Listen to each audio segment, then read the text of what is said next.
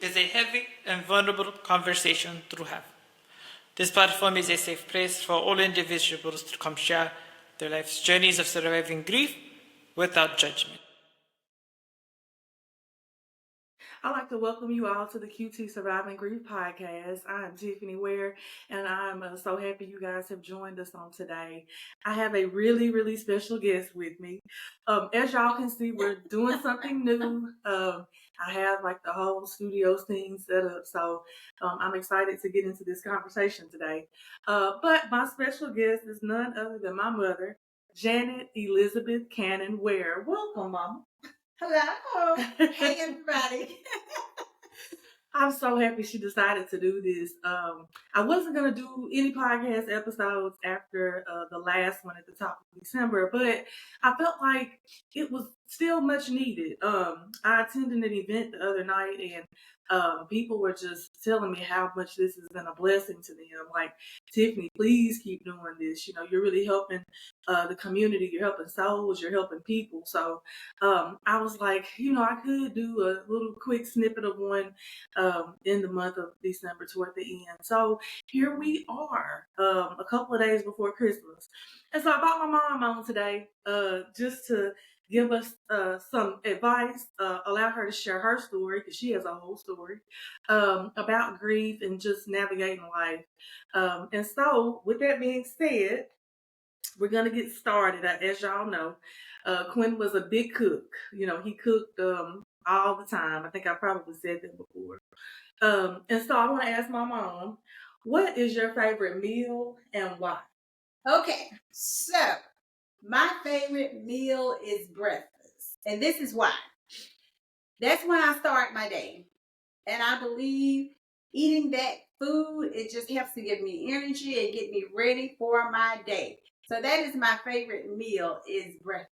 Eggs, bacon, and I have to have my coffee. And then I start getting ready for the day. Gotcha. Makes sense. They say breakfast is the breakfast is the most important meal of the day. Actually, I think I believe it is. I believe it is. I've heard that before. Yeah, Quinn was a big breakfast person too, but he really liked dinner stuff. He used to give Frank out food. And I have to just also say my grandmother, Sally Cannon, that was the thing. She cooked breakfast every morning as a child. So I remember that. And our neighbor, Miss Annabelle Goff, would come up and they would have breakfast every morning before Miss Annabelle went to work. And so maybe in the back of my mind, maybe that's where I got it from. But I just, I love breakfast food. If I'm eating by myself, I eat by myself. But breakfast is my number one meal. I think I remember back in the day, Ashley, Nathan, TJ probably remember working too. You know, it was a big push for breakfast before TCAP test. And I remember like we, you know, pretty much cereal and things like that a lot through the regular school year. That week of TCAP, it's like all the kids are so boosted and want to have a good, wholesome breakfast, like eggs, pancakes, the works. And so I can remember that as a child. So that was a good memory. Yes. Breakfast. Yes. And we used to have, funny enough, we used to have Christmas breakfast with Mama's family. We did. The McGraw. My cousin Lexington Davis, she would do breakfast at her house every morning. Every Christmas morning. So many things are coming back in my mind, but that was something that we did for years and years and years. That's so true. I just thought about that. Yep. Yeah. All right, so we're gonna go ahead and move a little forward in our interview today, or our discussion today, I'll say. So I want to start out with when is the first time you ever remember experiencing loss? Okay. Death or grief? So the first time I remember experiencing grief was my mom. She died on my 5th birthday. And I remember her dying. I remember my brother Ronnie. I remember him taking us over to my grandmother's house, my dad's mom, Sally Cannon, on Water Street. I didn't quite understand what was going on, but I do remember that being the first time to, having to be told that someone had died, and it was our mom. And Mama Sally is the person that raised us from that point forward. And my mom died, like I've already said, on my 5th birthday, and I was 5. Larry was 6, Ronnie was 7, and then our youngest brother, Billy Wayne McCoy, he was 2 or 3. And from that point on, Mama Sally and Papa Floyd, my dad's parents, raised us, and our dad lived in the house as well. And Billy's dad, Felix McCoy Sr., raised him. But the one thing I do remember that made it so much better is Mama Sally always made sure, and Mr. McCoy, Billy's dad, that we stayed together, and we stayed as siblings, and we would have birthdays together. And Larry, Ronnie, and Billy's birthday, their birthdays are the same week. Yeah. And Larry and Billy's birthday is the same day. Mm-hmm. And so that was the first experience with death, would be my mom dying on my 5th birthday, December 12th. Wow. Of course, y'all already know I knew this, of course. But I mean, just to think of a 5-year-old on your birthday, that's a lot to process. Mm-hmm. Do you have any memories of your mama at all? Being so young, do you have any memories of her? So, one funny thing I do remember, I had really long, thick, beautiful hair, just like Tiffany's, when she was a little girl. And I can remember my mom combing my hair, and I was like, oh, that hurt. And she would say, girl, be still so I can get through this hair. I remember that. I remember her taking a photo of us. And what's so funny about that photo, I was a little bitty girl, and I actually have the photo at home.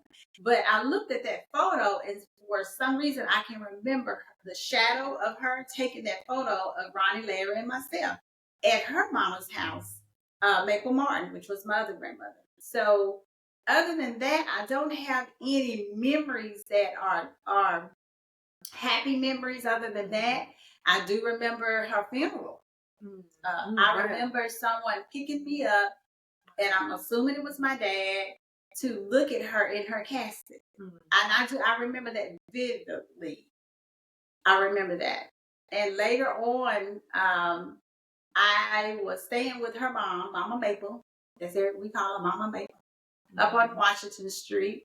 And I was sleeping in the bed with my grandmother, and I had a visit from my mom, and I have shared this with Tiffany before and my brothers, and so I'm sharing it with you guys.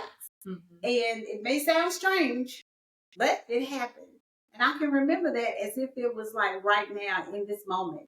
And I remember my grandmother always left the lamp light beside her bed on. I raised up, and my mother was standing there with a baby.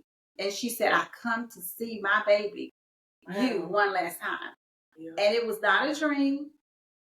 I raised up. I remember it, and I looked right at her. Now, later on in years, as an adult woman, we found a Bible. And in that Bible, that's when we found out that our mom had a little boy. And so her death was from the childbirth of that little boy. And that little boy's name was Timothy. And as all of you know, I married Tiffani Waire.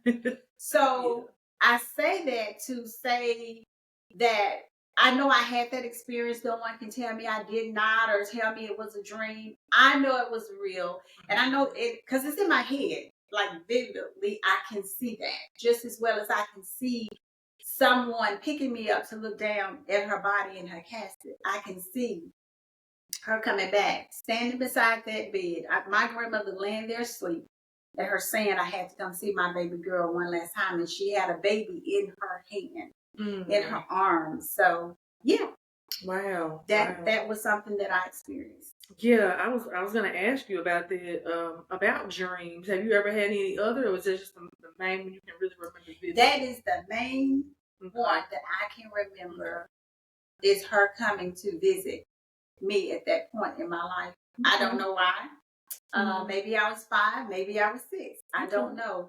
But I know that it happened. Yeah.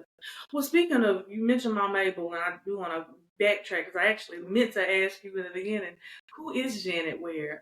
You want to give a little background about let me tell where did you grow up with your mom? Where did y'all live?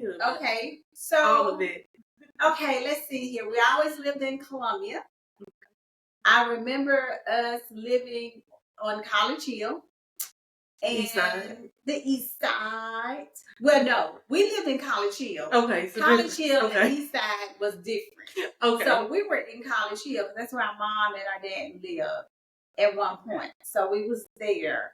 And the strange thing, I know a lot of y'all call me Janice, but that's not my name. So what happened was, and I'm going forward, it's fine. After my grandmother, Sally Cannon, passed away, my dad's mom, which is a totally different type of death that I experienced because she was my mom from 5 years old to 15 years old. Mm-hmm. And then when she died, that was a very, very difficult time in my life as a 15-year-old with her dying. So anyway, we actually, Ronnie, Larry, and myself, we actually moved to Evanston, Illinois, which is right next to Chicago. And of course, I did not want to move because I wanted to stay in my hometown. And but I was grateful. I was grateful for Ruby, Henry, and James. Those were Mama Sally and her husband, Papa Floyd, my granddad. That was their nieces and nephews and nieces that they had raised. They graduated from Congress Smith High School, and later they moved to Evanston. So upon Mama Sally's death, we moved to Evanston with them for a time frame.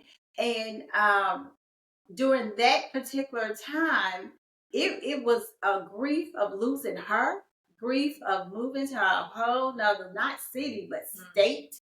And we stayed there for a little while. And then after that, I called Lexine McGrone Davis and I told her I'm coming back to Columbia. And she was like, okay. I said, well, we're coming back. So just make room for me. And she made room because I wanted to be in my hometown. Nothing, against my cousins that gave us a place to live that was grateful. I was grateful for that. Mama Sally and Papa Floyd had did much for them and they wanted to provide us with much. And so for that, I was grateful. So I wanted to say that. But once I got ready to come back to Columbia, that's when I realized my name was Janet, Janet.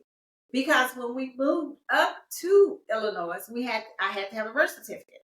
So they were calling me Janet. And I'm like, why are they calling me Janet? Of course, I was 15, so it wasn't like I was taking care of any business or transactions, enroll in school, etc. So then that's when I found out what my mom had named me. So when I come back to Columbia, Tennessee, that's when I started going to Central High School, I think. And yes, so at that point, that's when Janet. And so a lot of people that I went to school with still call me Janice, which is fine. But I thought, Tiffani said, well, Mama, you can let everybody know now. So, yeah, I didn't change my name. That was how my mom named me Janet. And the another part of that is that's really funny. Tiffani knows that all of my cousins, Patrice, Candy, Travanda, Candy, Lexine, Antoine, Shannon, Tina, Lawana, all of my cousins called me Janet.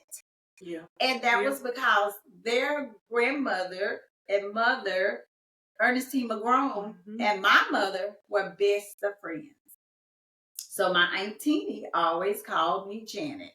But that is where that name thing, that's how that works. Yeah. And I kind of thought, well, okay, so Tiffani's like, well, Mama, we're just going to impromptu thing today, so just be who you are, say what you want to say, and we're going to get through this. But yeah, so, life brings so many changes. But once again, I was so grateful for my cousins that took myself in and my brothers as we moved. And then I was very grateful that my cousin Lexine McGrone Davis said, girl, come on back home because this is where I wanted to be, was in Columbia. So by the time you got back from Columbia, you were in your teenage years. Yes, I was. So who was teenage Janet before Tiffani and TJ? Because I feel like a lot of times, when you were kids, you only know your parents of what you know your parents is of being a parent. You don't really know who your parents were prior to. I mean, when you get older, you hear stories. Trust. But it's like you really don't you don't know that side of them because it's always been your parent. So who was teenage Janet? Teenage Janice. Growing up on the east side or college hill. It's like Janet. But teenage Janice didn't take no step. Teenage Janet, adult Janet still don't take no step. But I've always been very outgoing. And my grandmother, Mama Maple, lived in College Hill, but my grandmother, Mom Sally, lived in East Side. Okay, so that was the difference. But yeah, I've just always been a very outspoken in school. I always got unsatisfactory in control your talking. And Vanessa Dawson, Lavina Smith, Miranda McClain, they all knew me. Cherry pie. That's some of my classmates. I was very talkative, spoke my thoughts. No one ever had to think what I'm thinking. They knew exactly who I was and who I am. Gotcha. If that answered that question. Gotcha. And I know you and y'all was out on the motorbikes and stuff as well. And yes, then I met your dad. I met him in high school. Okay. So I guess I was roughly 16 going on 17 when I met her dad, Tim. And what drew me to him was the motorcycle. Y'all like the motorcycle. I like the motorcycle. So there you go. And my cousin, Audrey McGrone, she said, now that's a good boy. And what she said to me was, he come from good stock. Girl, you better hold on to him. So here we are, married for 40 years, and I praise God for that. And with that family, God gave me a lot of support. My mother-in-law, Beatrice Waire, my father-in-law, Bernice Waire, they just took me into their family and loved me as their own. And Patricia and I are like sisters. A lot of people think we're sisters. They actually, over the this Christmas, 2024 Christmas, we had some friends down for the first time. And they thought she and I were sisters. They did not know that Tim was her brother. So there you go. Yeah. So that was funny. Yeah. Oh, yeah. Yeah, they were like, oh, we thought you were sisters. And Trisha's like, well, we are, but no, Tim's my brother. Yeah.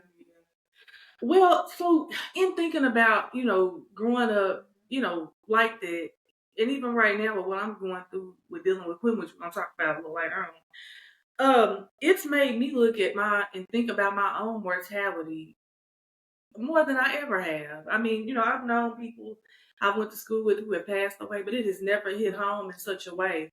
For you, growing up and getting to the teenage years and then meeting Daddy and then getting married and starting having me and TJ, having your children, did you ever think that, could I potentially die early like my mama did? Could I potentially have birthing complications like my mother did? Was any of that in the back of your head ever of feeling like I could be gone just like my mom did? Well, let me back up a little bit. Okay. Tim and I, we had a little girl before Tiffani. Right. And that was our first child. Yeah, and we named her Tanika. I named her after my cousin, Tina Davis, Tanika. And I also named her Elizabeth after my grandmother, Mabel Martin. Her middle name was Elizabeth. My mother's middle name was Elizabeth. And my middle name is Elizabeth. And I said my first daughter name would always be, middle name would be Elizabeth. Mm-hmm. So Tanika Elizabeth Waire, Cannon Waire, that was our first daughter. And she passed away at birth. Sylvia Gordon, she was there with Tim and I and the family. And she helped us so much. That was very heavy. That was a time in my life where I was very distraught.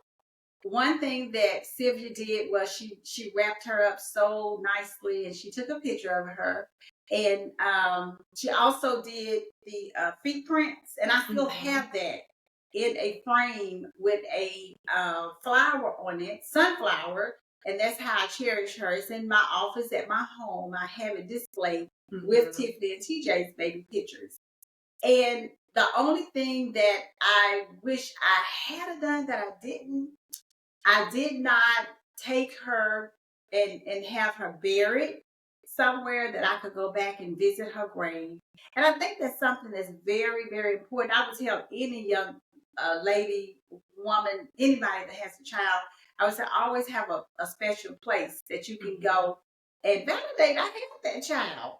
And so with that being said, Sylvia had given me the picture, and my grief was so heavy. My grief was so difficult. My grief was so overwhelming. I just couldn't take seeing the picture.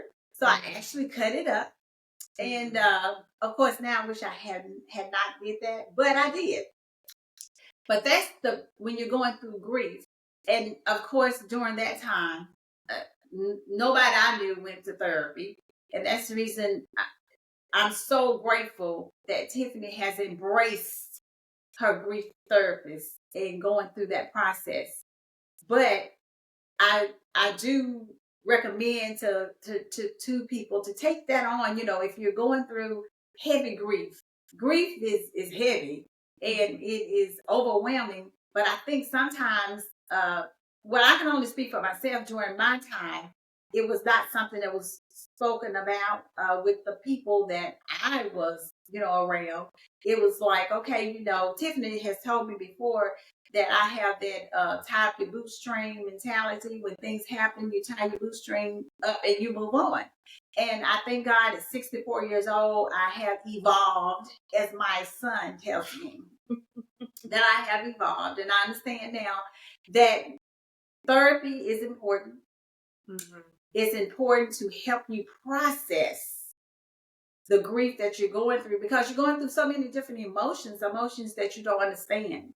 And with my Tim and I, with our daughter, that was hard. And actually, she was born on December the 19th. And every December the 19th, of course, Tim and I, we have our own way of dealing with it. And we know that she was, and Sylvia Gordon, I praise God for Sylvia Gordon. And so, with that being said, yes, then after that came Tiffany. And then Tiffany she almost died. Sylvia was there once again. And Tiffany had to be rushed to Vanderbilt University. And what we don't understand is all of this is a part of a grief. Because once again, she was taken away from me. I never got to hold her. At least with Tanika, I was able to hold her. And most of my grief that I went through with Tanika was of the void, because I didn't have anything to hold. My arms felt heavy. I felt like I need something to hold. And so Tim went and bought me a little teddy bear, and I still have that. I still have that teddy bear. And I held it very close to me for a very long time. So moving forward, Tiffany was born. Sylvia come into the room. I thought, oh Lord, what has happened? I could look in her eyes. And so they rushed her to Vanderbilt University, and she ended up having a situation with her liver. And I was discharged and told to go home. And I said, I'm not going home. I'm going to Vanderbilt University Children's Hospital, where my baby is. And the diagnosis was that she would need a liver transplant. And I knew some Pentecostal people that my husband was working for at that particular time. Those people prayed for Tiffany, laid hands on Tiffany, put oil on Tiffany, as well as everybody else. And I have to shout out Crash Kelly for all he did for us, and Reverend Alvin Anderson and the Friendship Missionary Baptist Church, and the whole community. And with that being said, the doctor come in one day and he took her from Tim and I, and they had to go to the biopsy, and they was putting her on the liver transplant list. And they were doing these tests every day on her, just to see where her stage with the liver situation was. And one day they came in and they said, we don't know what happened. her liver Mhm. has it had healed itself. And of course, Tim and I knew what had happened. Yeah. And I praise God for those the Pentecostal people, and they were Caucasian people. Some people I couldn't even tell you their name, but they came in and they introduced me to a whole nother way of praying, a whole nother way of believing, and a whole nother different understanding of healing. Mhm. And for that, I'm grateful to God as well. God has done many things in my life that has led me to be where I am today, especially in my faith and my walk with Him and knowing who He is and what He can do if we believe. And so then there came TJ, and he was fine. He came out hollering, and he's been what can I say? He ain't stopped since. He's so much like his mother, and Tiffany is so much like her daddy. But yes, TJ came into this world once again. Sylvia was there with us, and also with Tiffany, I did have to have a C-section because of her state. And I said I was not going to do that with TJ, and I prayed about it. And I tell you that God enabled me to have a natural birth with him, with Sylvia Gordon right there by my side. And he came out screaming and yelling, and he's been screaming and yelling for life ever since that day. He's my light. He's my light, and Tiffany is my shining star. And for that, I'm so grateful to God. Awesome. Did I say too much? No, you covered a few of the questions, but we gonna go back through. I know my friend John Smith is saying, Lord, she's taking over. You know I love it. Oh, good. Well, what I did want to, and I asked you this question specifically for a reason. When it comes to that mortality question, because so me and TJ both had baby books, and in both of our baby books, but especially in mine, yes, Mama had wrote a special note to me in that book on the back, the very last, not the page, but the actual book, the hard cover of the book. Yes. And it just was pretty much reading it now, and as I have over the years, it was pretty much, she was reading it and almost like, you know, okay, if I die, you and TJ stick together. Y'all always die. Like, it was like she wrote out what she wanted for me and TJ. And the way it reads is it's kind of in I guess it'd be third person maybe. It reads like, okay, if anything happens to me, this is what y'all do. This is the guy. So that's why I asked you that question about mortality. Like, did you feel like, oh, I might, because like even with Quinn, like now I'm like, oh my goodness, Quinn was 38. Like now I'm 38. Wow, life is short, and you don't never know what's around the corner. So now I think about my own mortality, death, often. Yeah. And so, that was kind of why. Okay, so let me go back. So actually, my mom was 31 years old when she died. Oh, that was early. Yeah. That was very early. So when I had children, I told my husband, I said, we're going to do a will, and we're going to do a trust, because if I leave this earth before my children are adults, I want to put things in place so I know that they are being with the people I want them to be with, and that those people were Nathaniel Harlan and Patricia Harlan. So yes, that's the reason I did that, and I was very, very stern on that. I wanted to put everything in place just in case I died, like I said, before my children reached that age of adulthood. And so that's something that Tim and I have always done, have a will, have a trust, have a dual power of attorney. All these things. Life insurance. Is all of that is so important, because my mom died on my 5th birthday. So I didn't know if I would live to see my children become adults. And I and my brothers and I, sure, we were taken care of, but you're a child, so you go through a whole lot of things. We were with grandmother, we were with cousins, we were with aunties, we were back with grandmom. We was a lot of places. I didn't want that for my children. A lot of instability. And it's not anything negative, it's just the truth. So I wanted to make sure that, once again, if I died, my mom was 31 years old. That's young. And I wanted to make sure that I knew exactly who would be raising them. And so that's what was in my will. In our wills, it was the Nathaniel Harlan, Patricia Harlan, and if they died, it was Richard Wyatt and Jean Wyatt.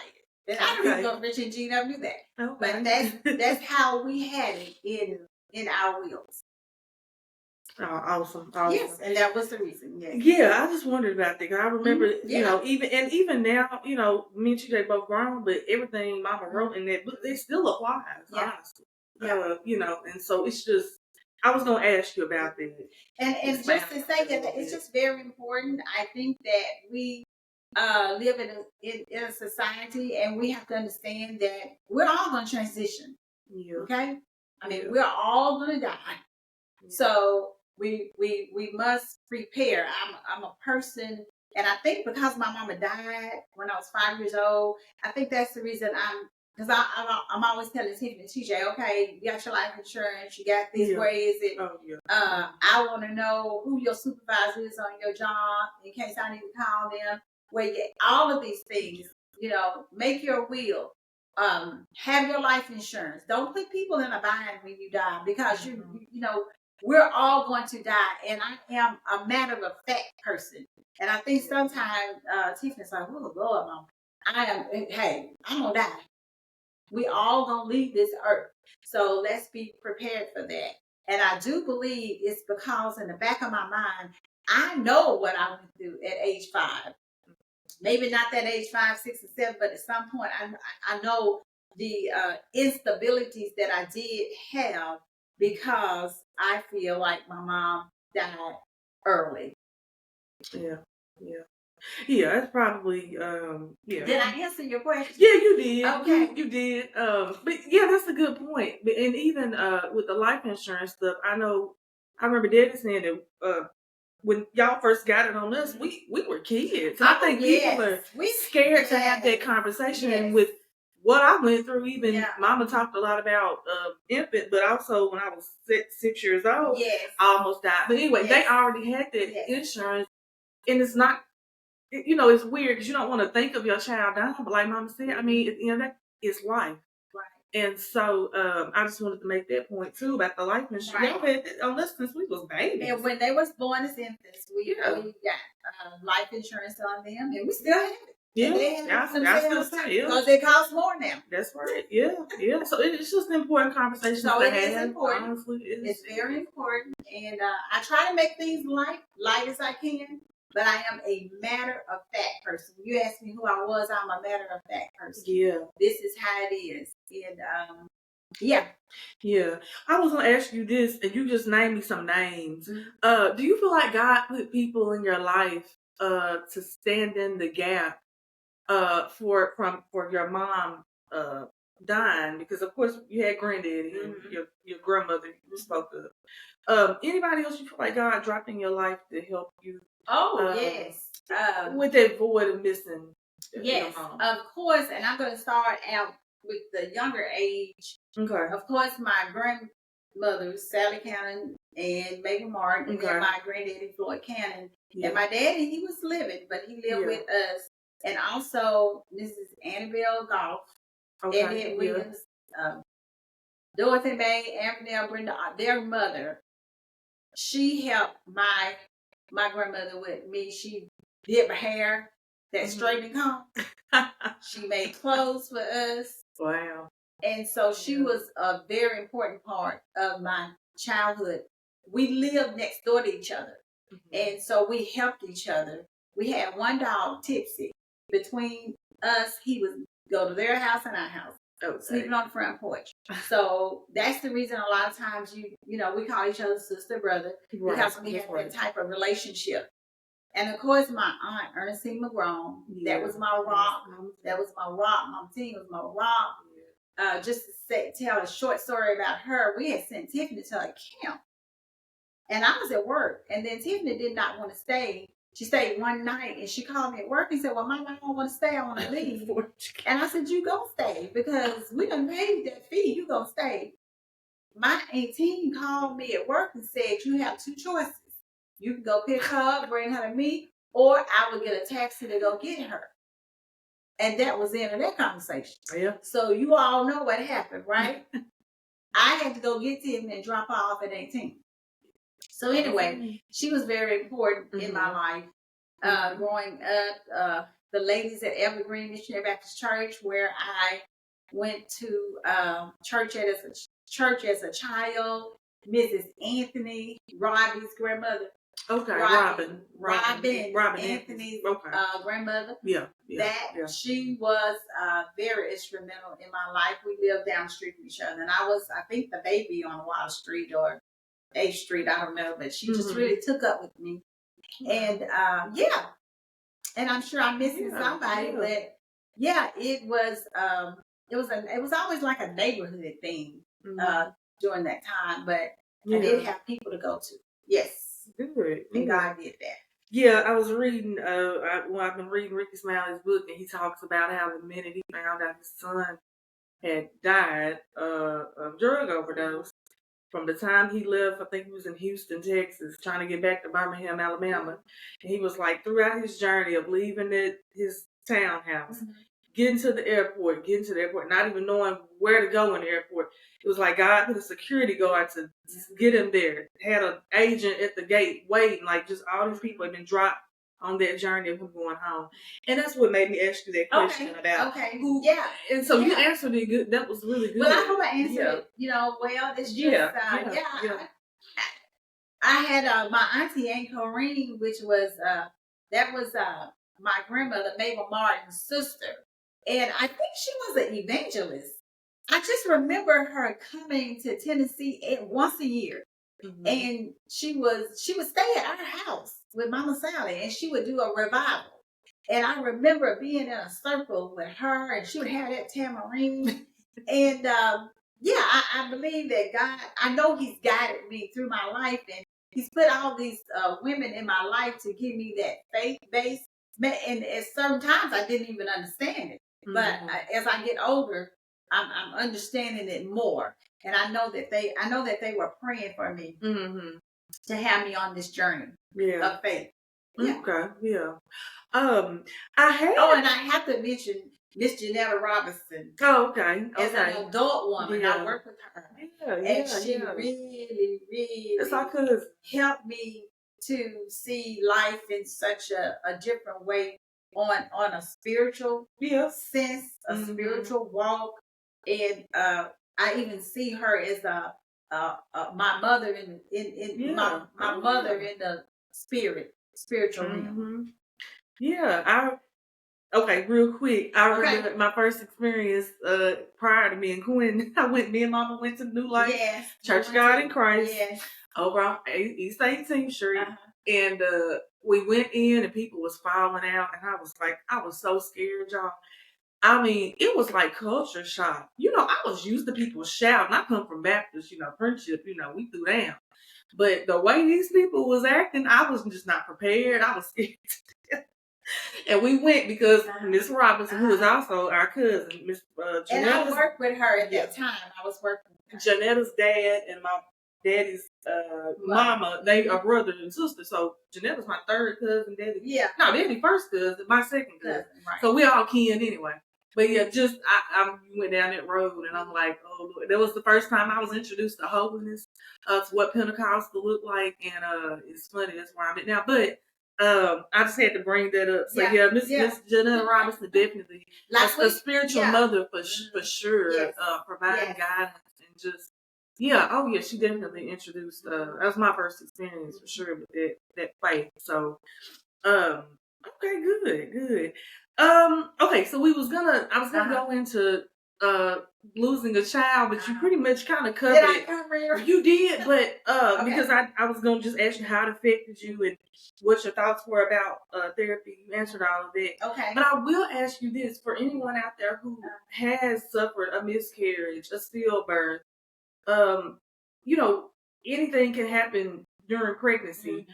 I know you can speak from the woman's perspective, but even I'm sure Daddy went through a lot with that as well. Oh, You know, yeah. you've been excited about, you're married, you're starting your family, so you look at like, okay, I hope this little girl play basketball. I hope she cheerlead. Like, you have a whole, kind of like me with Quinn. Like, I have, like, our life was kind of already etched on how I thought that was gonna look with him, and not know about it with him. So with losing Tanika, do you have any advice for women or men? You may have to, just kind of know maybe what they went through, how to handle that, because I think a lot of times, number one, I think the man kind of gets left out of that conversation of losing the child. Because all the focus is on the woman for obvious reasons. So I just want to know if you have any advice for anybody who suffered that infant loss, or even see it. There's just so many ways babies can, leave this earth. Any advice there? And I think I would just have to say, because I have a family member that I won't say the name. I have a family member that went through that as well, and that family member was never able to have children. Oh, yeah. And we just have to ask God for guidance. And sometimes that guidance will be to adopt children. And that's such a blessing, because you are giving of yourself to be a blessing to someone, a child that needs that love, that nurture ring. And I think that is such a awesome, selfless thing to do. Yeah. Also, when it comes to some men, because I never put everybody in the same category. Right. They are very protected. My husband was very protective of how I felt and what I needed. And like I said, I've already said before, counseling was not even an option. That was not anything that ever went through our brain. Right. It's just pulling off the support of friends. Yeah. Like Sylvia Gordon, pulling off of the support of family. And those spiritual moms, spiritual people in your life that bring that prayer of healing and teaching you of healing mentally, emotionally. And that's what I drew on. Yeah. Did I answer that question? Yeah, you did. That's what I drew on. Yeah. So it's a hard path. Don't get me wrong. It's hard. It's heavy. Heavy's been my word here lately. It's heavy. Yeah. But with God and with that trust in Him and that faith, you can walk through it. You can get through it. You can press through it. And the support. You need support. You need support. You need support of your brothers and your sisters, whoever. And when I'm not saying related, I'm saying just people in general. You need that support to let them know it's okay not to be okay. Right. It's okay not to be okay. Right. But in time, I'm here sometimes just to listen. Sometimes you need people to listen. You don't need nobody to say nothing. You just need someone to listen. You need someone to give you a hug. You just need someone to know you're there for them. Yeah. Did I get that? Yeah, you did. Okay. You did. So shifting gears a little bit, we're gonna get into like Mama said, the theme is a lot. It has been heavy this year. I want to shift gears into thinking about adult child grief. Okay. With what I have gone through, May 3rd started out like any other day. Me and Quinn texting all day, talking. I went to a funeral, telling them what's going on, everything. And then, y'all was going out of town, We were already out of town. Y'all were out of town. 40th wedding anniversary. Yeah. They were out of town. I went, took care of Buddy, our dog, at the house. And, come back home, and I'm just on my regular Friday night. And then, I get this call, and then I have to call Mom and Daddy to be like, Quinn has been shot, and I don't even quite understand what exactly is going on at the time. I just knew that had happened, and I'm thinking, oh, well, he got shot. I said, y'all can just, stay. They were out of town. I said, y'all good. Just it'll be fine. I'm gonna go to the hospital. We're probably going to Vanderbilt, something like that.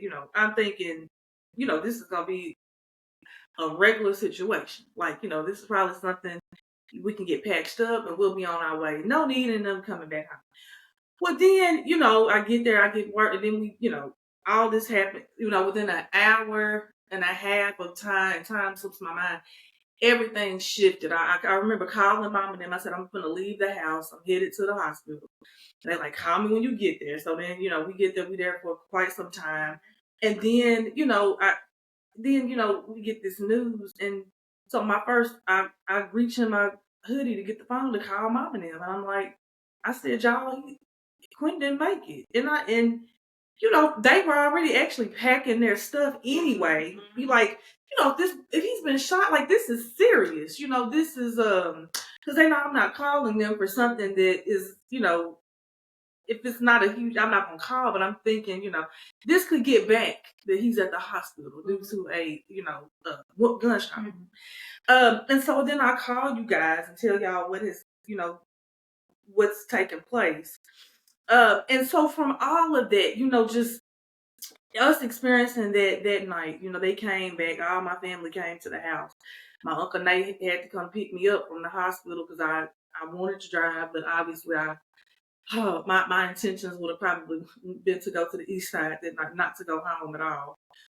And so Uncle Nate got me, and we're at home. Mom and Daddy show up. My question, I said all that to say, speaking of children and me, what I'm going through right now. How has it been watching your child go through that hurt, that pain, that agony, of losing somebody? I mean, 19 years is a long time. Y'all had developed a relationship with Quentin. TJ has been very affected. Like, all four of us have been very affected by this. But how has that been, you just watching and me? And then I'm going to also add a second part of that question is, how do you choose what to say to me and what not to say? And also even to TJ too, because he's dealing with it. I'm going to throw Rosalind in there. Rosalind, my best friend, Quinn best friend. Like, we are all dealing with this. And we're all, yes, adults, of course. We're all in our 30s now. But from a 60-year-old perspective, how is it watching us navigate this? I just want to know your thoughts on that. Because and I'm not only, it's been a lot of, like I think I mentioned Vila Barn before. Vila lost Austin this year. It's a lot of young people dying. So I'm just thinking from y'all's perspective of being older than my generation. How is that? And how do you choose what to say, what not to say, and all that? Okay. Long question. Sorry it was a long Now, she done gave me a long question. I did. But she gave me about 3 or 4 questions. But she gonna give me a long answer, y'all. I'm trying not to make this. But and like she said earlier, this is just an impromptu thing that she wanted to do, and I was like, yeah, sure, come on, I can talk, I can say something. But first, I'm gonna go back a little bit. Okay. When you called to let us know that Quentin had been shot, and she was like, but y'all, we just started packing up our stuff. We wasn't thinking about nothing but getting to our daughter. Even though she's an adult. That was the first thing, just getting to our daughter. Second thing was making sure TJ knew what had happened. And we just left and called Nathaniel Harlan. Uncle Nate is supposed to go. Called him, said, hey, just need to get to the hospital. Of course, he went. And by the time we got home, they were there with her, the whole family, Dwayne, Brooke, Ashley. Yeah. Uncle Freddie came down. Her Uncle Tim's brother come down. And Wobble. They all came down from Smyrna. Everybody was there with her. Yeah. So first of all, you got family support. And they're calling us saying, hey, we know y'all on the way. Be careful. We got Tiffany. She's good. We are here. And so that's the first thing, just recognizing, wow, look at that support. Yeah. Oh, family support is number one. Yeah. That's just number one. Family support. 12 midnight, 1 o'clock in the morning. Right. It was the wee hours. Right. The wee hours of the morning. Just having that family support when death hit. Yeah. Family support. You don't have to say a word, just being there. Just showing up. It's so important. So watching Tiffani go through what she's going through right now, and TJ, and I'll have to, like Tiffani said, I've got to pull Rosalind in because Rosalind calls me Mama Waire, and she calls Tim Tiffani Daddy. And that's been since they've been friends since they were babies. Right. And she's just a part of our family. Yeah. So with that being said, to watch their grief, first of all, it's a shock. I've already said we're all gonna die. We just don't know how and when. But this particular death, it was a shock. It was, not expected. So what Tiffani has been going through has been so heavy.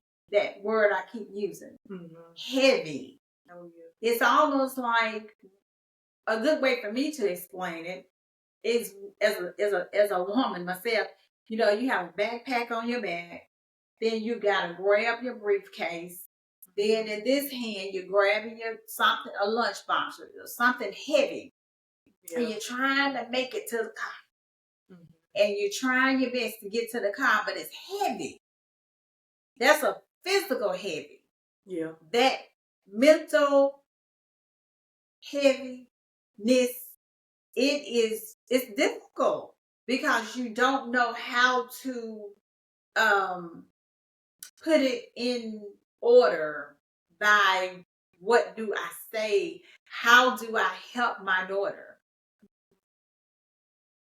It comes to a point where I don't even know how to pray, what to pray for, because I see this heaviness, this pain, emotional stress and strain on her mental, on her physical body. Even trying to get up out the bed, even all of these things, and she can't control it. And she's a lot like me. She's a checklist person. Okay, I'm gonna do this, I'm gonna do this, I'm gonna do that. And now it is a heaviness that she's trying to move forward. So what have I done? I've called on people to help me. Called on Rosalind, Rose, we call her Rose Dooley, and Linda Ellery, and Georgina Porter Wilson. I called on them to come to my house because Linda Hopkins, I called on them because Tiffani needed to hear someone else give a prayer to God for her healing, for her restoration, to help her to restore all these things that she's losing in her mental, her physical, her emotions. And it's been such a blessing. It's been a blessing. Her Aunt Tricia is there for her cousins. And sometimes you just don't know what to say. You don't know what to say. You don't know what to do. And her dad and I, whatever it is that we see that we need to do, that's what we do. We encourage her to continue her therapy. With the young lady in Nashville. We even had to take her up there a few times. Yeah. And we encourage her to read her scriptures. Anything that she can do that helps her to become more in tune with what is happening. Because it's been a shocker. It's been a void. A void of, wow, he's really not walking on this earth anymore. So Sylvia has been a huge blessing. Oh, yeah, Janetta, and we've had certain people that's just come and just really talk to her and listen to her, and that's really helped. But the question, how do we watch it? How do we deal with it as she goes through it? Is I ask God to give me strength, give us direction in what to say, how to say it, and what to do. It's trusting in God with all of our hearts, knowing that He's working in the background. He's working all of this out with her. The other thing, even with this podcast, this is something Tiffani has always talked about doing, but not about grief. Mm-hmm. She's always talked about writing a book, doing some type of podcast, but where her strength was coming from, what her purpose was to do it for little kids. Like when she was at Vanderbilt University Hospital, when she had the Stephen Johnson syndrome. And she wanted to write a book to help kids know how to deal with sickness and illness. Yep. And so these are things that she's always wanted to do. But this death has just pushed her. Yeah.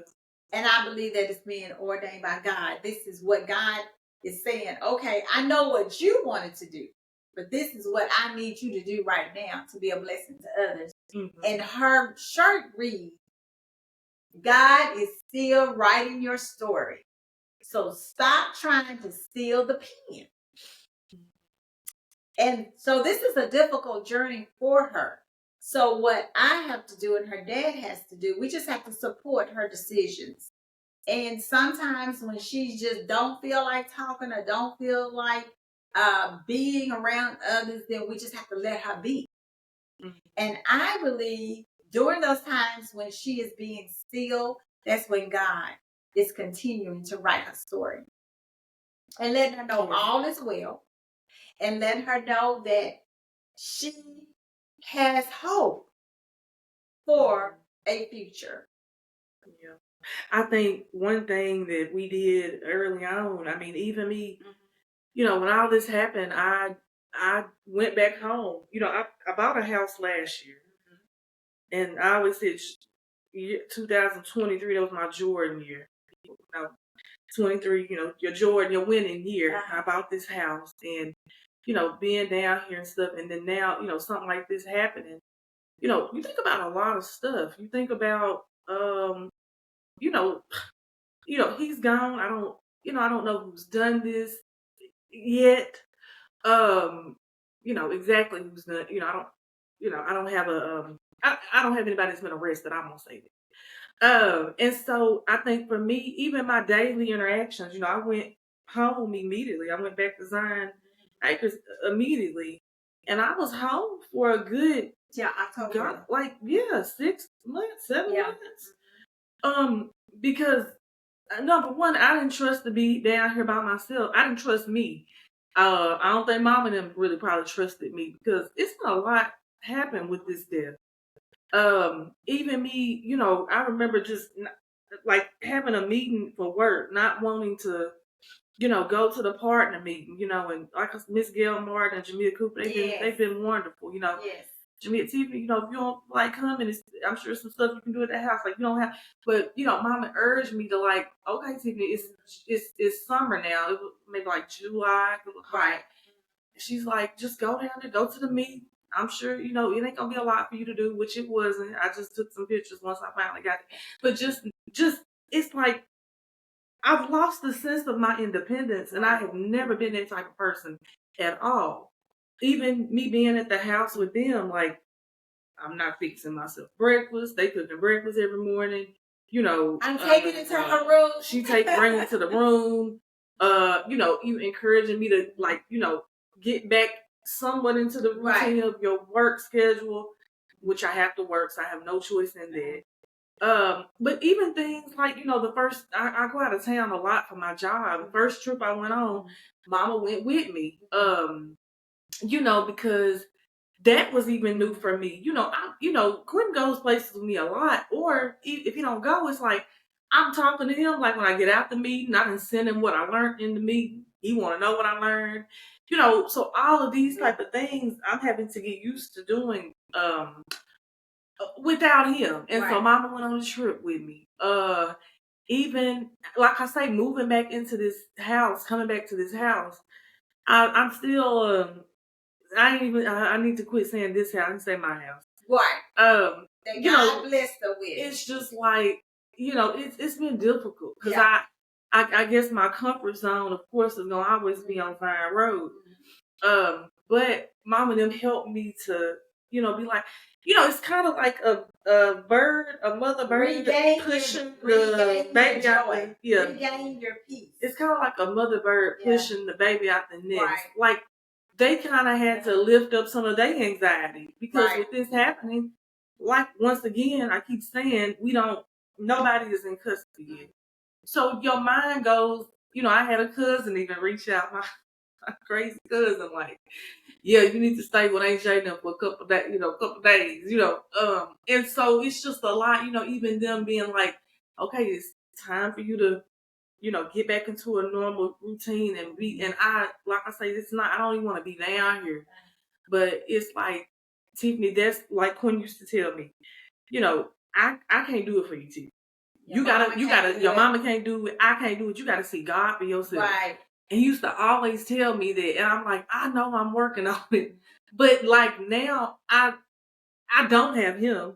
Yeah. I got mama here, but like she's telling me the same thing. Mm-hmm. Like I can't, you staying here at our house is just going to continue to be a burden. It's a crutch. A crutch. It's a crutch. As an adult, and like I say, I'm not dealing with a regular death. I'm not dealing with this is a heart attack or this is a car accident. Like somebody took this boy's life, and so that's probably another reason why I stayed at home for so long. But I just wanted your perspective on that because, like I said, I know a lot of people. You watch your kids go through it. Not even just death. Like it could be a sickness. It can be. Cancer, like, just anything, anything you're grieving, as a, I don't want to call you senior adult, but an adult, watching your adult child, it's different when you're, like they had to help me through when I was little and I had the Stephen Johnson. That's completely different than now I'm an adult and I got to work. Like then I didn't have to work. I was a kid. And so anyway, I wanted to ask you that. So do you have any other? I answer your question? Yes, you did. Okay, I'm talking so much. Do you have any other advice for any parent that's helping their child navigate grief? Any advice for a parent helping their child navigating grief? Their adult child. Yeah. Listening is the most important thing. And one thing that I do with Tiffani now, we know our children. And I may say, how you feeling? I'm all right. I said, no, you're not all right. I question her. I want you to give me an adjective. Tell me how you feeling. Are you mad? Are you angry? And if you are, who you mad or angry at? So that's something I learned from Rose Dooley, my friend, is because she's one that I go to talk to because I need somebody to talk to too. That's right. And she'll say, but what are you dealing with, Janet? What is it? Why are you feeling that way? Yeah. And so she's helped me a lot navigate why I'm feeling like I'm feeling. And then when I see Tiffani going down a spiral, then I can say to her, I ask her those same questions. And then it helps her to identify, okay, so I'm mad at this today. I'm angry at this today. I'm sad today. I'm feeling a void today. I'm feeling very lonely today. And then that way she can conquer that today. It's one day at a time, 1 hour at a time, 1 minute at a time. Yeah. Yep, it's literally that, for sure. Did I answer that question? Yes, you did. Okay, well, we're going to start to wrap up a little bit here. I'm gonna ask you some questions. Okay. I tried to pre-do this, y'all, but we got some more. Okay. In discussing all the grief, you may have already answered this question. I was going to say, how have you navigated grief throughout your life, from your mama to Tanika, to your dad, to grandmama, Theatrice, even granddaddy Blunt, on up, you had a friend, Angela, that died young, and now Quentin, Wayne's son, and then now Quentin most recently. How have you found your way of navigating grief? Just in general. Okay, so let me start out let me back up a little bit. Let me just start out about how I see life. Okay. Can I do Okay. that? Yeah. Yeah. So yeah, basically, what I do now, Mhm. I'm a matter of fact person, as I said. Mhm. It is what it is. All right. That's true. But now, what I do, I get up every morning. I go. I have a prayer room, and I go to my prayer room, and I pray to God, and I ask Him to give me guidance for the day. Yeah. Guide me for the day. Show me the day. What I need to do. What I don't need to do. And I'm just trusting God for the day. Because I don't know what's going to happen in the course of my day. But I know I have to trust Him. Mm-hmm. Then I try to exercise. I try to get on my treadmill and do that a little bit. Yeah. But then I do a 6 a.m. prayer with my pastor, Reverend Sharon Ogilvy. Mm-hmm. She leads anybody that want to join us can actually join us. Hey, hit me up. And we do a 6 a.m. prayer. My husband and I, we join in that with Reverend Sharon Ogilvy leading it. We do that. Then we have our breakfast. Like I said, breakfast is important. Then I start my day. But I start my day realizing that I'm not in control. I'm not in control. I'm not in control of my day. But I know who holds my today. And that's what's important. To me, is my faith in God and my walk with Him and me listening to Him clearly. But I can't listen to Him if I don't know His word. So I have to get into that word and know that word so I know what His promises are for me. And that's how I start my day. And as I told Tiffany before, grief is different for everyone. Everyone handles it differently. And there's no expiration date for grief.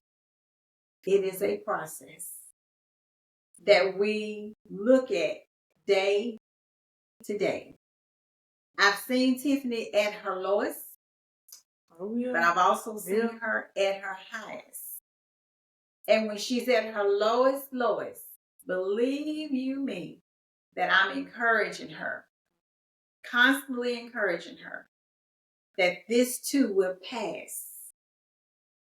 And once again, I say something that Quentin always said, learn how to experience life and experience the people that are here. And do not live as you have no hope, because you have hope. As a follower of Jesus Christ, trusting God, you have hope. Did I answer that question? Yeah, you did. Let me ask you this. How do you typically handle stress? Do you get stressed? Oh, we all get stressed. Because I mean, I know when I'm stressed, I have headaches and everything. We all get stressed. Mm-hmm. What I do, I look at what is stressing me, and I ask myself a question. What can I do about what is stressing? Is it in my control? Can I really do something about this? It's my choice. You look at the circle of it's my choice to decide if I'm going to allow this to control my attitude, my happy, my joy. Yeah. That's what I look at. Am I going to allow it to do that? Or am I going to say, okay, this is happening, I'm going to move forward. I choose. Yeah. That's what I leave with you. I choose. Yeah. And if it's on a day I'm off, I go take a nap. Go take a nap. I told Tiffany that before. Yeah. Go take a nap. Go lay down. And when you wake up, it'll be better. Yeah. It'll be better. Go take a nap. And I'll call Georgina Porter Wilson, or I'll call Rose, and we'll have a therapy session. Hallelujah. You got to have those people in your life that you can just be free with and that will validate what you feel. That's one thing I want to talk about since Tiffany's been going through this. I know, people trust God, do this and that. validate when a person is going through grief. Validate. You gotta validate it first. Let them know I don't understand because I'm not going through it, but I know it's real. Then you can encourage them. The validation of what a person is going through and feeling is very important. Yeah. Very important. And what we say is so important. Be careful what you say. Sometimes what you say can hurt them worse than just don't say nothing, but I'm praying for you. Yeah, I'm here for you. Send them a Starbucks card. Yeah. You know? Yeah. Mabel Baxter. Yeah. She was a member of Wayman Chapel AME Church. She has been such a blessing to Tiffani. Oh, yeah. She sent her cards, I think, twice a month. She sent her books. Yep. Yep. Mm-hmm. Without saying a word. Without saying, well, God did this for a reason. Right. Now, I know we said that a lot, but that's not really a good thing to say when a person is struggling with heaviness. And if you have not tied those shoes up, you don't know how it feels. Mm-hmm. If you're not walking in that heaviness. Mm-hmm. So I just say we have to be careful. I have to be careful what I say to her. Yeah. I have to be careful. Because I don't want her to think that I don't think what she's going through is not real. It's real. Mm-hmm. It's real. So with that, I say, yeah, be careful what we say to people when they are going through grief, because everyone deals with it differently. Yeah. Did I answer the question? Yeah, you did. Yeah. Yeah, you have to be Johnny Smith, if you're looking at this, don't call me. Yeah, you have to be careful because you don't never know a person's mental state. Right. Not only with death, but just with life in general. Exactly. You know, and like you said, we all have choices. You know, mm-hmm. Quinn was a big person who he made his choices based on what he wanted to do. Right. It was nothing I could ever. Yeah, I could complain and snap out and try to get off of my suggestions, but life is about choices. And Quinn made he lived his life and he chose what he chose. But he always had a very strong understanding of consequences of choices as well. And he would tell me, "Tiffany, you think I don't know?" I'm trying to almost parent him in a lot of ways. But when we we make choices and we know consequences. So I said that to say whether it's death, whether it's I lost my job. Oh, well, you was going to work late going to work late every day. Of course you're gonna lose your job. Like whatever it is, the phrase is don't kick a horse when they down. Right. And Quinn has said that to me before because I just wanted the best for him. Don't kick a horse down. When he said that, it hit me different. And now it definitely hits me different because I'm very much down most days. And so, being mindful, and I got a whole podcast coming on that, funeral etiquette, death etiquette, and what you should and shouldn't say to people because, people don't understand it. I think as a community of people that we don't always think about what we say to people because you never know where they are, mentally, where they are.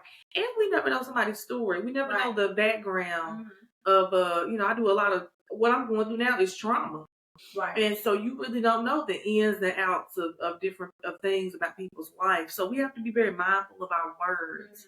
God gave us 2 ears and 1 mouth for a reason. And so, just adding on to what you just said, it is very true. We have to be careful. And like I said, I got a whole podcast on it for reasons, for sure, of things that have kind of been, said to me. No, not pun meaning to be intended, but I think sometimes we have to check each other and check ourselves. Right.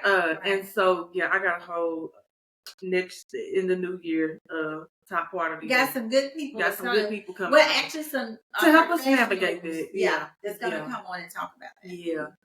I'm mama manager too. Y'all already know that, right? So we're gonna start wrapping up a little bit. I'm gonna ask you this, And I'm gonna ask you. I didn't write a. I gotta ask you. Okay. You already. I was gonna ask about her daily regimen, but she kind of laid out her Yeah. morning routine to us, so that is perfect. What has life taught you, and what's the best advice you've ever received? What has life taught me? Woo, that's like, I'm 64, y'all. Just turned 64 this December 12th. Mm-hmm. Life has taught me to meet people where they are. Mm-hmm. To meet people where they are. Yeah. Yeah, that's good. And what is the best advice you've ever received? Best advice I ever received? I'm going to say it is just be who you are. Okay. Be me. Be Yeah. Janet. Yeah, that's good. Be who I am. It's funny. I think that's what BJ one of the questions I asked BJ. That's what he said. Did he? To be who you are. Yeah, yeah. I think it was his answer to one of the something we talked about. Because when you're trying to be like somebody else or something you see, or you're like a robot. Yeah, or trying to please Remember people, please. that dance we used to do, robot. Yeah. Then you're always changing. Mm-hmm. Because you're trying to be something that you're not. Yeah. Be genuine of who you are. Be genuine to yourself. Yeah. Kind to yourself. Yeah, that's a good one. Let's see. What are you most proud of? Mm-hmm. Like, as being the age you are now, like, what are you most proud of in life? What I am most proud of in my life at age 64, and when I think about my life, Mm-hmm. I'm glad that somebody prayed for me. Oh, yeah. Mama prayed for me. Grandmama and them prayed for me. That God kept me, irregardless of what things I have experienced in my lifetime. Yeah. God kept me. Mm-hmm. I am proud that I can stand firm, trusting in God in all things. In all things. That's what I'm most proud of. Okay. That's a good one. Because when I trust in God in all things, then everything gonna be okay. Mm-hmm. It's gonna be okay. Yeah. If you could, no, let me ask you this first before I get to the question. So I know you are really big on just women, like ministry to women. Yes. So Mom, she is it the president of the women? I am the president department of the Women Auxiliary. Yes. Yeah. So, in that, and when you think of like your ministry, even your own walk with God, what have you learned? And you may already answered this. Okay. Just what have you learned? Because I know, you grew up Baptist. Right. Okay. Then when I was coming up, we were still Baptist. We went to Evergreen, then Friendship, which is how I consider my Baptist. Okay. So then, after I graduated high school, y'all went on to Wayman Chapel, which is an African Methodist Episcopal AME church. And then of course, I think I went. Which is your dad's background? Which is dad. So daddy's background is AME. Then with me becoming involved with Quentin, of course, I learned about holiness and what holiness is, and about Pentecostal and all that.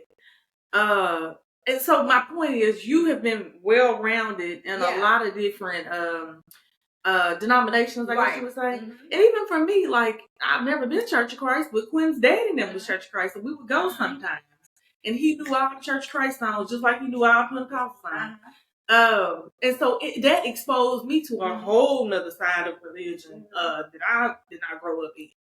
Like I think I mentioned early on, when we first went to Janetta's church, I was in shock. Like, this was culture shock. Like, I was scared to death they was gonna knock my mama out. Like, I was very scared. It was just me and her that night. But now of course, me being with Quinn, like he taught me a whole other side of what that looks like. And so now I'm not scared, and I understand what's going on. Right. When people are praying for people, when people are laying hands on people, I understand why that is so. I understand what all of it means. Even my walk with God, like BJ talked a lot about that. How we have to get in God's presence. We have to. Do you have any just advice for women, for people, anything you want to say just about your walk with God and where you maybe started and like where you are now? Just with knowing about all these different, the different denominations, your own personal ministry with women, even on your job, I would say that's a ministry because you're ministering to young people. Yes, I am. Just anything you want to say about all of that? Well, the first thing I'm gonna say is don't limit yourself. Don't limit yourself to a denomination. Don't limit yourself to a denomination, because I have a family that's Church of Christ. I have family that's Baptist. I have family that's Jehovah's Witness. I have family. My brother's Muslim. That's right. My oldest brother, Nation of Islam. So don't limit yourself and don't be afraid. Don't be afraid to go forth and see what other people do. Because it's not about what other religion or not denominations do. It's about what God take from that to inspire you to be who you need to be for God. And so that's what I say, don't limit yourself. Because I can enjoy, as long as they talk about God and it's encouraging and it's putting me in a right space, I'm good with that. I'm good with that. But I'm not afraid of it. That's what I'm saying. I'm not afraid of it. I enjoy praising God. I'm not a sitter. I don't go to church to sit. God's been too good to me. So I go to praise. And that's me. Somebody else may not. That's okay. But I don't apologize for my praise. If I get up there and dance, I ain't gonna apologize for that either. I praise God because I know where He's brought me from and what He's done for me. And I am an encourager. That's who I am. I am an encourager. Regardless of who I come across, I'm gonna encourage you. And I know that's who I am, part of who I am. So I am just open to do what God has me to do on this earth while I live. Sounds like did I answer that question? Yeah, you did, and it goes into like your purpose. Right. Do you encourage, or is that, do you feel like that is pretty much what your purpose is on this earth? Sum me up. In one word, it would be I am an encourager. I am an encourager. 4 words. Okay. So, with that being said, last kind of question I have for you is, of course, Quinn was into music, right? You come from a family. Your brothers played all type of music growing up. TJ is big into music. Corey is big into music. Amir, my whole family. Her my family, brothers, niece, they all nephew, love music. Everybody loves music. We love. 18 loves to dance. Love music. We love to dance. Can sing. That gene is in our artistic. That gene is in the Cannon Brown family for sure. What if you could name a song that would be your life story? What would it be and why? A song that would be my life story, and what would it be? If I can encourage somebody along my life, I don't know if that's the name of a song. Encourage somebody along the way. Then my life would not be in vain. Yeah. Okay. Because I feel like correct title, but I know what you're talking about. If I can just say a word to somebody, because when you talk to people, you don't know if they're on their last leg. You don't know if they're getting ready to go and take their life. That's right. You don't. So if I can just say something to encourage you, then I know my life, my living, that's what it is. My living will not have been in vain. And the work that I do right now, that's all I'm doing. I'm constantly encouraging people. And I tell them, just like I had a young man in my office last week, I told him, don't worry about what has happened. Yeah. Yeah. Yeah. Let's move forward. Yeah. And I also tell Tiffany, and I tell my son, Yeah. let's move forward. And whatever has happened, we can't go and do anything about that, but we can move forward in the future. So let's move forward. Let's look at the steps of how we can move forward. Yeah. Let's see how we can do that. Let's write it down. Put the writing on paper. How you gonna move forward? And how can I help you move forward? Yeah. Yeah. That's good. That's good. That the ball is in your court. Yeah. So it's wherever you decide to shoot it. The ball is in your court. But let's just be intentional when we talk to people. Right. Because you don't know where that person is mentally. Yeah. So be intentional about being authentic, about being real. Yeah. Yeah. Yeah. And validate whatever they're feeling. Yeah. Just stop and listen. And say, okay, it's okay not to be okay. Yeah. But when you're ready to move forward, we'll move forward. Yeah. That was good. That was good. Did I answer your question? I asked you 10 times because she answered my anybody question. that knows me, I am a talker as well. Talk. Yeah. That's what I love to do. But I want to make sure I'm answering your questions. Yes. So that your audience will receive. Yeah. Good stuff. Good. No, this has been really, really good. And as y'all can see, y'all see why she is number one, the glue to both sides of my family. The Cannon and McGrone glue, the Waire group glue. My backbone for sure. What they say, the wind beneath your wing. The wind beneath your wing. Because she definitely keeps, if it wasn't for my mama, y'all, I would probably be in a mental institute somewhere, and I'm not lying. My mama, also my daddy too. He's not as talkative, but he always will say, like, it's a lot of words, but he'll give me a little advice.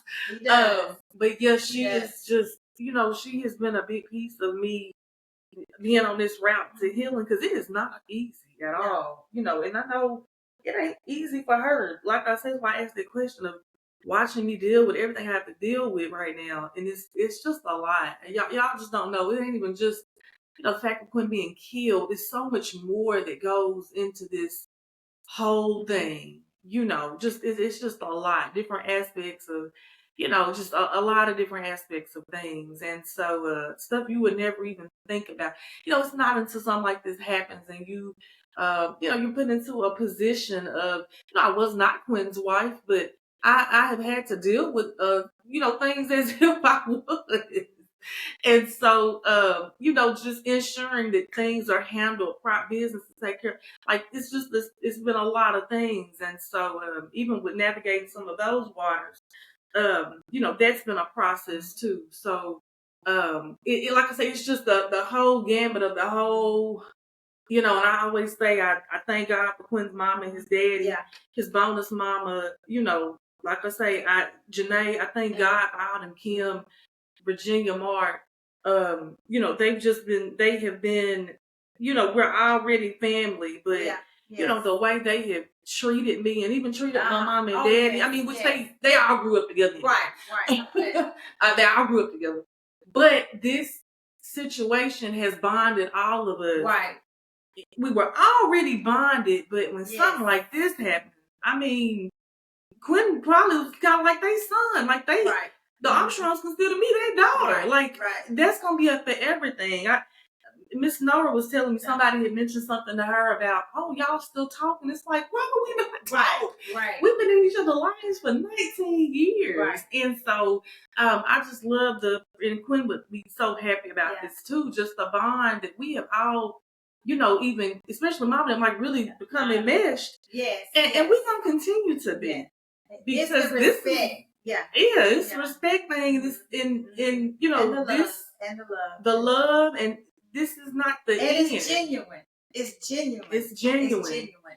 Yeah, Quinn going down and that, like, this was not the end. This process has to continue due to his manner of death that I have learned a lot about.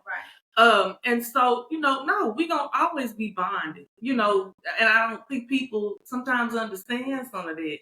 So when they say stuff like, "Oh, y'all still talk," it's like, and those one of those questions I'm talking about that once again, we have to be mindful of what we're saying to people. And so anyway, yeah, I just wanted to say that, like I said, they all grew up together, and everything. We've all known each other for a long time. Right. But I wanted to mention that as well as we wrap. But yeah, Mama has just, came in and just been everything to me right now, I tell y'all. So do you have any last words for the podcast, for me, for the people? She got always got a lot of work. She got a lot of work. Yeah, I'm so I'm so proud of Tiffani, proud of her strength. And even though she don't see the strength, her dad and I see it, TJ sees it, other people see it because they will tell us. And I'm really I'm excited for what God is doing through her. I'm excited for how God is enabling her to do the things she had already talked to Quentin about what she wanted to do. Singing everything. I'm waiting to hear her sing her first song at her church. Pastor Duke has been awesome. I want to say that he's been awesome to her. New Day Community Church. The choir, Danielle, Marcel, the whole crew. All of them, They have been awesome to Tiffani. Oh, yeah. And I thank God for that. And even when the devil think he's done something to destroy, boy, does God come through and show the devil you hadn't won. Yeah. Because first of all, we all know that Quinn was not afraid of dying. No. He already understood death. He understood the transition. Yeah, we miss him. More than words can say. But as I said when we first started, we all gonna transition. We all gonna transition. And Tiffani is going to explode in a way that she just can't imagine right now, because what she's doing is coming from her heart and her soul. Yeah. And we have given this thing over to God, and we are just trusting Him for it. All right. Well, I guess that wraps up our episode. You got anything else to say? I guess that's a wrap. Anything you got going on you want to promote? That's what I always tell people. Oh, okay. Anything I have going on, I want to promote. I just I would invite if we don't do the business no more. Yeah, I invite you all to stay tuned to Wayman Chapel AME Church Women's Wayman. It's called WOW, Women of Wayman, our auxiliary. We have different things that we're doing, such as women's Bible studies. We're going to have a 100 Women in Black musical, and we're going to have a conference coming up next year. Just stay tuned to Wayman Chapel AME Church Facebook page, and you'll see what we have going on. We are all about inspiring, encouraging, and meeting you as a woman right where you are. Okay? Right where you are. So we can help you elevate to where God wants you to be. All right. Well, that sounds good. I hope y'all like the little setup. Yeah. And I'll say one more thing too. Also, if there's anybody out there that does not have a high school diploma, come see me at the American Job Center. If you're looking for a job, come to American Job Center. If you need different resources in the community, come to the American Job Center. That's what we're there for. There you go. And I would like to say, it took me some days. I wanted to do this, y'all, but it's so hard because it is Christmas. And Mama was like, we need to do it, Tiffani. I think we really need to do it. And so I just thank her for pushing me, because I have had a lot of low days this past, as the month is going, and we are getting close to the new year. I made a post. I just cannot even, thinking about him not going into this new year with me. I mean, it is just really a foreign concept in my head, and I'm having a very difficult time. So, but with God is your helper. Yeah. With God is your that's helper. encouragement right there. God is your helper. You're gonna do big things and great things. Yeah. And that's the reason I told her I'm not. We're gonna do this sitting on the couch. Yeah. You want to sit on the couch? Just something different. Just something so that I can be here to encourage and inspire you. We're gonna do some great things, and I know that Quinn's spirit is still lives.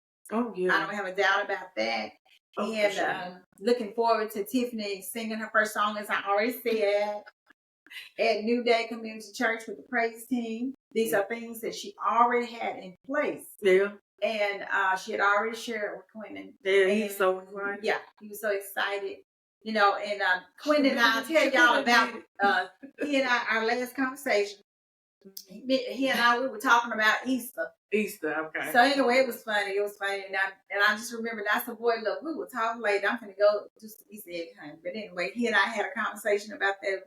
We would have all kind of conversations. It was just a joy when he would come for Christmas every year. He and his mom, his dad and his bonus mom, they came this year, and we had an awesome time.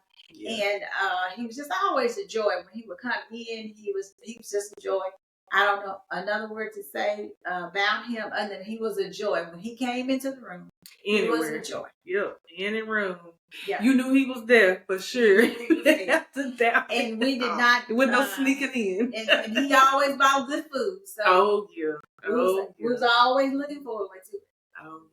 So those are the things you do with the people. You hold on to those things. You hold them dear into your heart. You always will have a space in your heart for your loved ones that has transitioned. And keep the traditions going.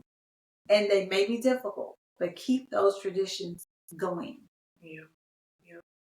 Well, all right, y'all. But we are going to wrap it up there. And I always end the podcast with saying one thing Quinn always said is all is well. And we're going to end it right there. Thank y'all for joining today. Today is will be Christmas, so Merry. Yes, I would say Happy Holidays, just because this is Happy Holidays, Merry Christmas. Yeah, whichever you prefer. Yeah, this podcast. Remember, no limits. No limits. It's a memory of Quinn that he enjoyed the holidays. Yeah, but he was not too big in some of it. But hope y'all have a good holiday. Yes. Hope you have a happy New Year. Please be safe, New Year's.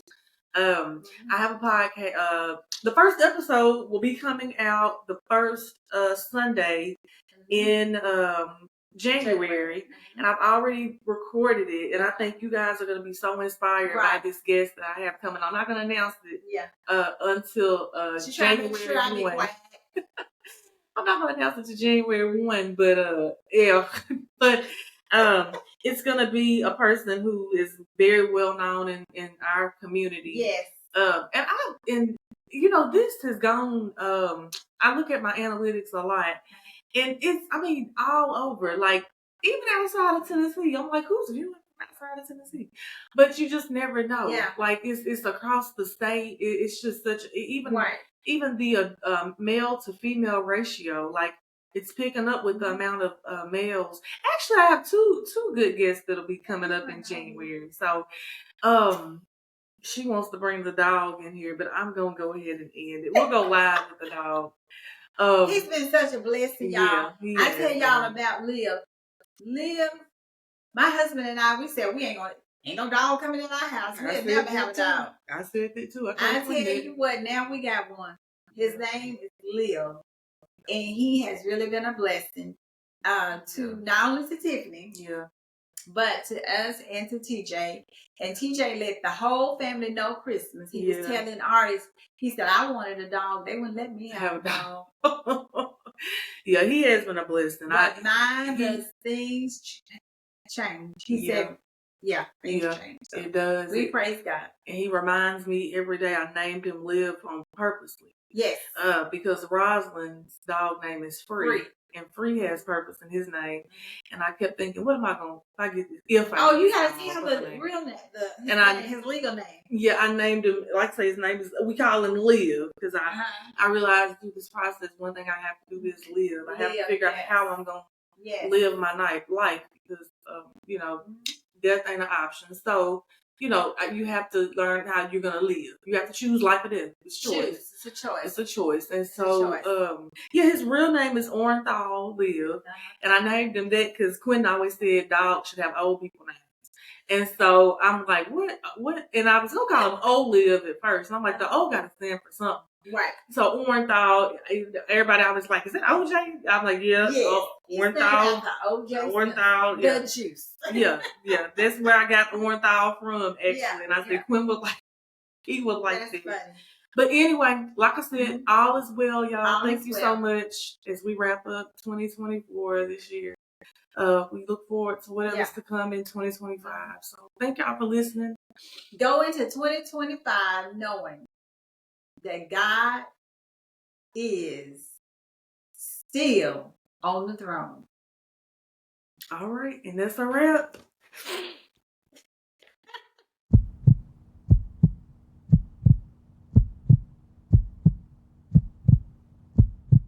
We hope that today's episode has encouraged you and helped to identify strategies to navigate your grief and begin the process of moving forward in life. Grief Tribe, Healing Vibes. What were some key takeaways from today's episode? Drop a comment below and remember to like, follow, and subscribe.